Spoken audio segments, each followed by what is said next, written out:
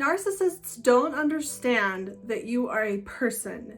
Narcissists see you as an extension of themselves.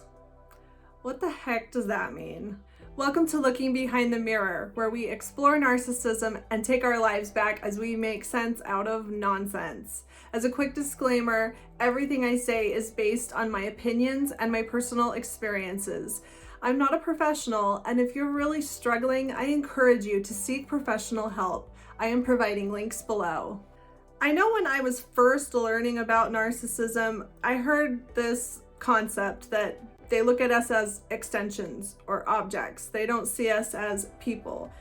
And it really kind of blew my mind. I just couldn't wrap my head around what that even meant. I mean, when they're talking to you, looking at you, interacting with you, they don't understand that you're a person? What? If this is a concept that confuses you and you would really like to understand it, I encourage you to watch this whole video, and by the end, let me know in the comments if it doesn't make more sense to you, because I think it will.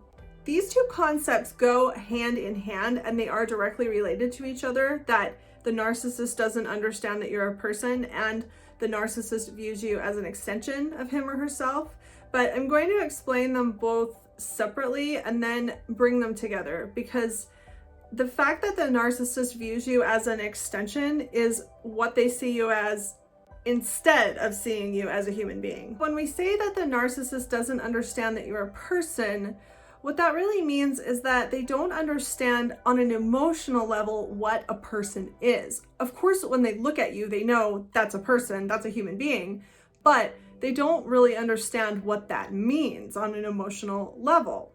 Narcissists don't understand that other people have their own points of view, that other people have thoughts, feelings, emotions, opinions, dreams, preferences that are separate from the narcissist and unique, and that's an autonomous person with their own life. They just don't get that. I mean, if you were to ask them outright, I'm sure that cognitively they would have to say, oh yeah, I know, but they really don't. Narcissists feel like they are the sun in the solar system of existence and that everyone else is a planet, that the narcissist is somehow a real person, the only real person, and that everyone else that exists is just circling around them. They don't understand that other people have an equal type of existence. This really just goes back to a lack of development in childhood. They just did not develop this understanding that children do. When you're a tiny baby, you don't understand what other people even are. You just see shapes moving around and you hear sounds, and it takes a while to put these sounds and shapes together. And then it takes a while to understand that that's the television, and that's a person, and that's my mother. And all of these messages have to be deciphered in the brain, and the baby has to eventually learn to make sense out of everything. As adults, we take for granted the things that we learned throughout childhood that now we don't even have to think about, such as, oh, another human being just like me. Narcissists never made that milestone. They don't understand that. Narcissists know how to behave in the world in order to get all these people to do and say what they're supposed to do and say, which is a form of manipulation. So they're able to behave in a way that usually seems pretty normal most of the time, but narcissists are never behaving in a normal way because everything they do and say is contrived. Instead of learning what other people are and really learning the depth of humanity, they learned, oh, if I act like this, then it will get this result for me. But they don't really understand the deeper meaning of why. They don't really understand how to empathize with a human being, how to understand what another human being's experience is like, and they can't relate to other people on that level. They only know that when I say this, most people say this back. When I do this, most people do this back. And that's how they learn to function in the world, and that's why they can seem normal most of the time. You as a human being are seen very similar to how you see a character on a movie screen. When you're watching TV or a movie and you see a fictional character on the screen, You know that what you're looking at is a person, but it's not a real person. Now, those beliefs are based in reality.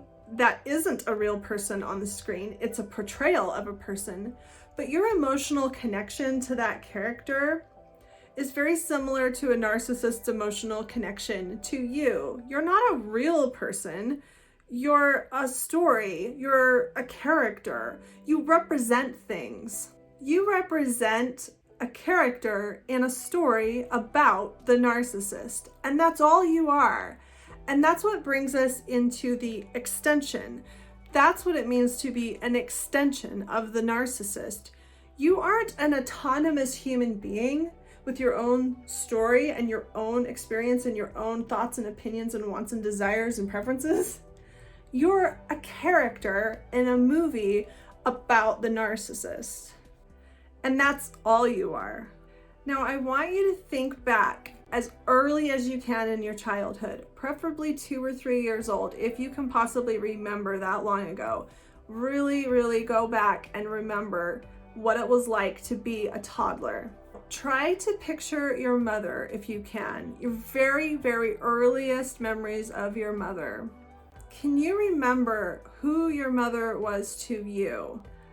Apart from how important she was and how much she represented and how she was probably the center of your world, who was she as a person? Did you, as a toddler, understand that your mother was a human being, that your mother was a person that had her own life before you ever existed? Did you understand as a toddler that your mother had hopes and wants and dreams and opinions and preferences?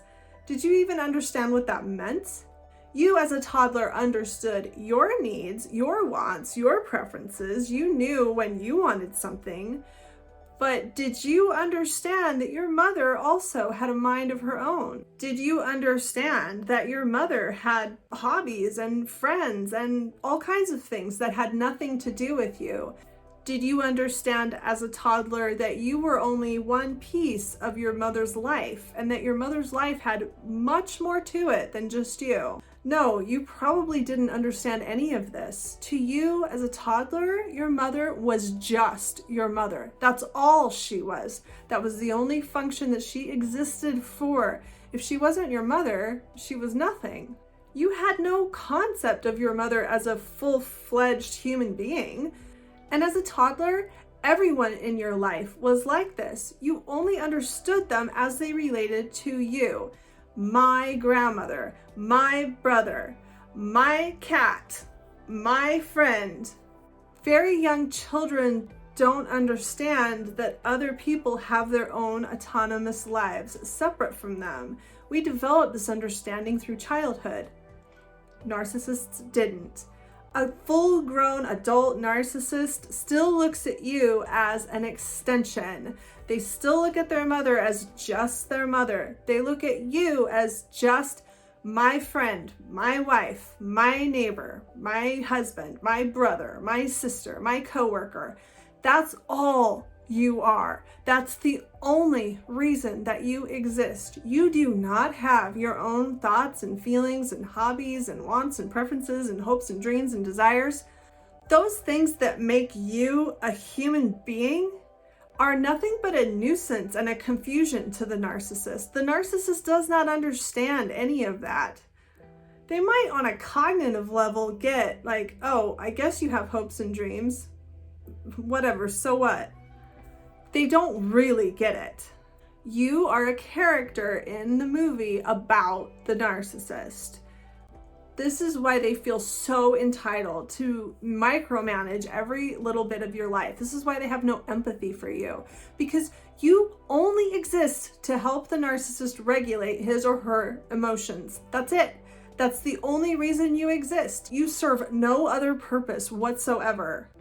Just like that little toddler, if you can remember being a toddler, if you can remember how self-centered you were as a little child, how long it took to develop an understanding that you were only one person in this world of so many people, Narcissists are still stuck there. Narcissists are still the center of the universe, the only real person that exists, the only person that matters, the only person. If you are the narcissist's wife, that's all you are. And that's why the narcissist just does not care about anything you want to do or get involved in or say, or anything that doesn't have to do with the narcissist. It's like you're offending them by trying to involve them in anything that isn't directly related to them. Like, why would they care?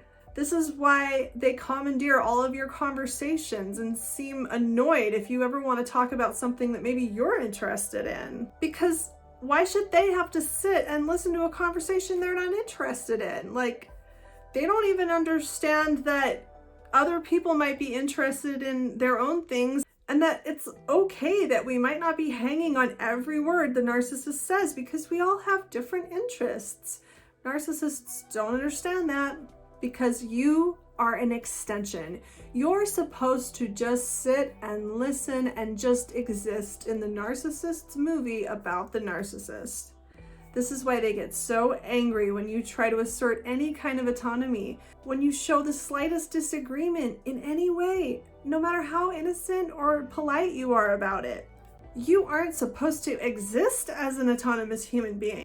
The very idea of that feels like a threat to the narcissist, because if the narcissist isn't the only person in the world that matters, then the narcissist feels like they don't matter at all. You might as well try to tell them that they don't matter at all when you try to tell them that you matter. So the takeaway from this is that I think it's really important to understand that you can never really have a deep emotional connection with a narcissist, and this is probably the main reason. If you choose to continue a relationship of any kind with a narcissistic person, I think that it's important for you to have reasonable expectations of what they're emotionally capable of. And having a meaningful emotional connection with you is not something they're capable of. I think that's something that it's important to understand. This isn't really something they can do anything about. Even in a rare case where a narcissist decides that they're going to make a real effort to be nicer to you, for whatever reason, I've never seen one do that, but if they really decided to be nicer to you permanently, they still couldn't form a meaningful emotional bond with you. They wouldn't be able to see you as an autonomous human being. They just did not develop that skill. They cannot do that. And as painful as it is when we realize that we've been in a long-term relationship with someone that didn't even understand that we were a human being, it's important to accept that it's not personal, and that for whatever reason we got entangled with somebody with very limited emotional skills.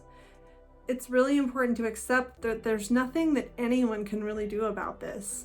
This can help us heal and move on, or if we choose to stay, to at least understand the limitations of the situation that we're in.